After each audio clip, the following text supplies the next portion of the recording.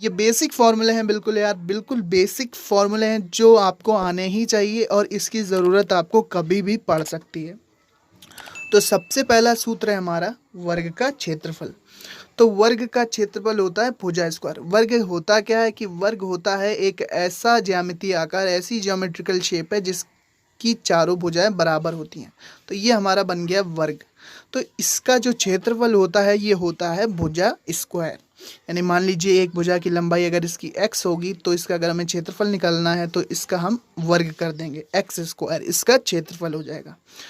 दूसरा देखते हैं हम वर्ग का परिमाप। तो वर्ग का परिमाप निकालने के लिए 4 का गुणा कर देंगे उसकी एक भुजा की लंबाई में, तो इसका परिमाप हो जाता है 4x। ये हो जाएगा वर्ग का परिमाप 4x। नेक्स्ट देखते हैं हम, जो नेक्स्ट है हमारा सूत्र, ये है हमारा आयत का क्षेत्रफल। तो आयत का क्षेत्रफल निकालने के लिए हमें क्या करना पड़ता है, लंबाई गुणे चौड़ाई। मान लीजिए कि कोई आयताकार आपके पास शेप है तो इसका हमें क्षेत्रफल निकालना है। तो मान लीजिए लंबाई इसकी l है, चौड़ाई इसकी x है, तो l इंटू x अगर हम कर देंगे तो इसका क्षेत्रफल हमें मिल जाएगा।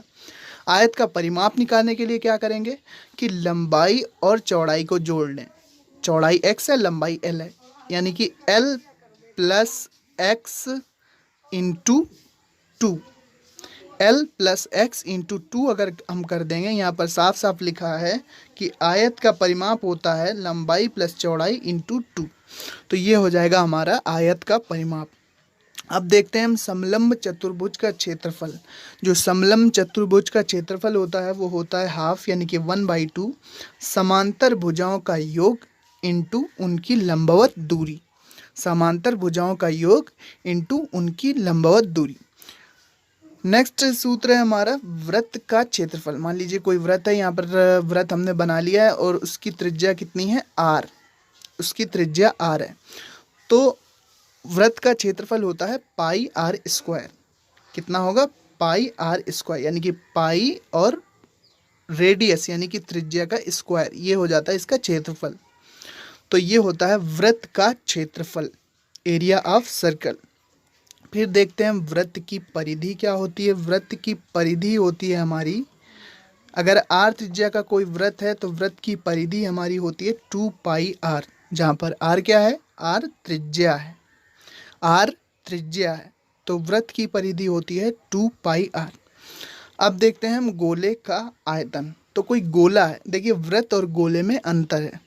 वृत्त एक कोई सर्कल कोई भी हो सकता है, लेकिन गोले को जब आप कल्पना करेंगे तो कोई बॉल है तो उसको हम गोला करेंगे, कोई लोहे का गोला है तो उसको हम गोला कहेंगे। तो गोला और वृत्त में अंतर है। अगर हम किसी तार को लें और उसका इस तरह से हम सर्कल बना दें तो वो कहलाएगा हमारा वृत्त, लेकिन जो गेंद होती है वो होती है गोला। तो जो गोले का आयतन होता है, तो गोले का आयतन होता है 4/3 पाई आर क्यूब। मान लीजिए कि कोई गोला है, यहाँ पर कोई बॉल हमने ले ली गेंद और उसकी त्रिज्या क्या है, केंद्र है ये, और उसकी त्रिज्या r है। तो गोले का आयतन होगा 4/3 pi r cube. 4/3 pi r cube, ये होगा हमारा गोले का आयतन। फिर गोले का पृष्ठ यानी कि गोले का जो पृष्ठ का क्षेत्रफल है वो कितना होगा, वो होगा 4πr स्क्वायर। 4πr स्क्वायर गोले का ये होगा आपका पृष्ठ का क्षेत्रफल। अब देखते हैं हम नेक्स्ट फॉर्मूला, जो कि है लंबवृत्तीय बेलन का वक्र पृष्ठ। मान लीजिए कि ये बेलन है हमारा, ये कोई सिलेंडर है, तो इसका हमें वक्र पृष्ठ निकालना है।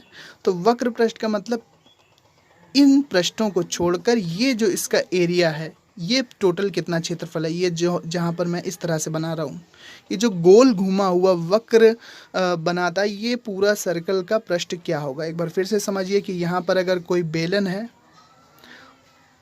तो इसका ये क्षेत्रफल कितना होगा, इतना क्षेत्रफल कितना होगा। हमें इन क्षेत्रफल से नहीं मतलब है, हमें वक्र पृष्ठ निकालना है। तो ये क्षेत्रफल होता है हमारा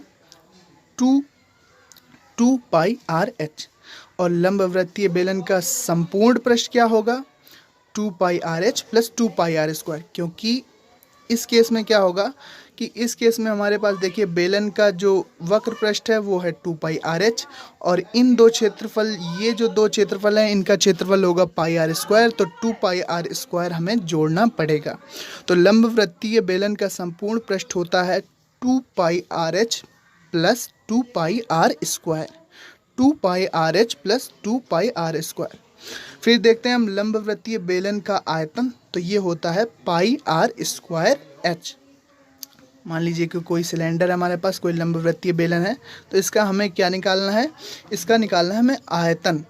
तो एच इसकी हाइट हो जाएगी, एच इसकी ऊंचाई हो गई, तो इसका जो आयतन है वो निकलेगा पाई आर स्क्वायर एच। और ये क्या है, रेडियस है इसकी आर, यानी कि त्रिज्या कितनी है बेलन की, तो केंद्र से परिधि तक की दूरी त्रिज्या होगी। तो ये होगा हमारा लंबवृत्तीय बेलन का आयतन पाई आर स्क्वायर एच। अब शंकु पर चलते हैं। तो शंकु यानी कि कोण, शंकु को हम इस तरह से बनाएंगे। तो शंकु लंबवृत्तीय शंकु का वक्र पृष्ठ यानी कि इतना पृष्ठ, हम इस पृष्ठ को छोड़ रहे हैं, इसको नहीं कैलकुलेट करना है अभी। तो इतना जो क्षेत्रफल होगा वक्र पृष्ठ वो होगा पाई आर एल। आर क्या है, त्रिज्या है, और एल क्या है, तिर्यक ऊंचाई है। आर त्रिज्या है और एल तिर्यक ऊंचाई है। इसके बाद लंबवृत्तीय बेलन का संपूर्ण पृष्ठ निकालेंगे। देखिए फिर से हम शंकु बनाते हैं। तो ये जो नीचे गोलाकार क्षेत्रफल है, गोलाकार नहीं वृत्ताकार क्षेत्रफल है, इसका क्षेत्रफल होगा पाई आर स्क्वायर, और इसका क्या होगा पाई आर एल। तो लंबवृत्तीय बेलन का संपूर्ण पृष्ठ हो जाएगा pi r l plus pi r square, pi r l plus pi r square. ये हो जाएगा संपूर्ण पृष्ठ लंबवृत्तीय शंकु का। चलिए अब देख लेते हैं लंबवृत्तीय शंकु का आयतन, कि शंकु का हमारा आयतन क्या होता है। तो शंकु का आयतन होता है 1/3 पाई आर स्क्वायर एच। मान लीजिए शंकु की हाइट क्या है, एच है, और इसकी त्रिज्या क्या है, आर है। तो इसका आयतन होगा 1/3 pi r square h, 1/3 pi r square h. अब देखते हैं हम घनाभ का आयतन। तो घनाभ का आयतन होता है लंबाई गुणे चौड़ाई गुणे ऊंचाई। फिर घनाभ का संपूर्ण पृष्ठ क्या होता है, लंबाई गुणे चौड़ाई प्लस चौड़ाई गुणे ऊंचाई प्लस ऊंचाई गुणे लंबाई। इसका हमें डबल करना होता है। तो ये होता है हमारा घनाभ का संपूर्ण पृष्ठ। घन का आयतन क्या होता है, घन का आयतन होता है भुजा क्यूब। घन क्या होता है, लूडो का अगर हम डाइस देखें तो ये जो हमारा शेप बनता है ये कहलाता है क्यूब यानी कि घन।